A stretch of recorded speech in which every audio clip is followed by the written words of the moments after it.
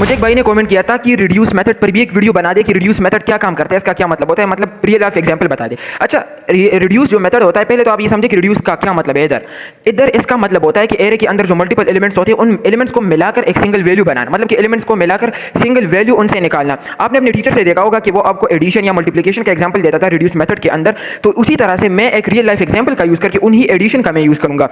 अब देखिए इधर मेरे पास क्या है, एरे ऑफ ऑब्जेक्ट है। आप समझ चुके होंगे कि मैंने क्यों लिख दिया। अब जब भी ई कॉमर्स वेबसाइट बनाएंगे तो ई कॉमर्स वेबसाइट के अंदर जो कार्ड पेज होता है उसके अंदर मल्टीपल आइटम्स होते हैं, तो उन आइटम्स का अगर आपने टोटल निकालना है तो आपने कुछ भी और तरीका अप्लाई नहीं करना, यही रिड्यूस मेथड है जो आपकी मदद करेगा काफी आसानी के साथ। चलिए मैं इसको बनाता हूं, इनकी टोटल निकालता हूं, फिर आपको समझाता हूं कि मैंने इधर क्या क्या स्टेप यूज किया है। सही है।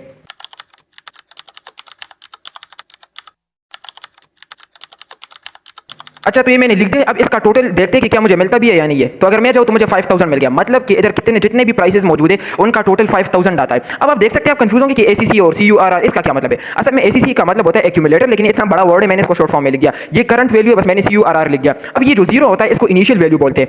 यहाँ पर आप कुछ भी लिख सकते हैं, मैंने सिर्फ ये लिख दिया, कुछ भी लिख सकते हैं। अब एक्यूमुलेटर का काम होता है कि नंबर्स को इकट्ठा करना, जोड़ना। एक्यूमुलेटर इकट्ठा करने का काम होता है। करंट वैल्यू में एरे के अंदर से एक एक एलिमेंट आता है, लेकिन इधर एक एक एलिमेंट की बजाय ऑब्जेक्ट है, क्योंकि मैंने एरे ऑफ ऑब्जेक्ट बनाया है।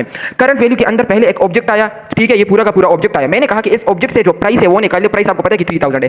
फिर आएगा दूसरा ऑब्जेक्ट, उसका प्राइस निकाल दिया। फिर आएगा तीसरा ऑब्जेक्ट, उसका प्राइस निकाल दिया। एक्यूमुलेटर जो होता है इसके लिए हमें वैल्यू सेट करते हैं इनिशियल वैल्यू में।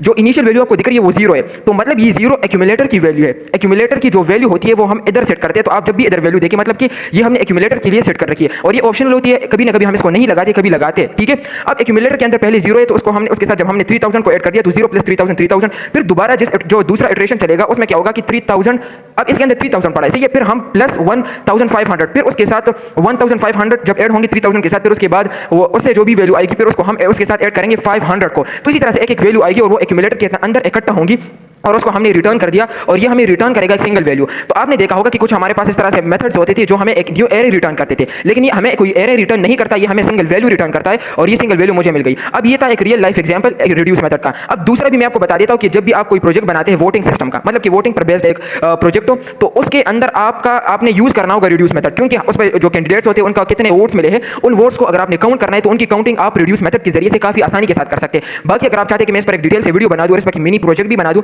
जिस प्रोजेक्ट में इसका यूज हुआ, तो मैं वो भी कर दूंगा। बाकी अभी के लिए इस वीडियो में बस इतना ही, मिलते हैं नेक्स्ट वीडियो में। आपका बहुत बहुत शुक्रिया।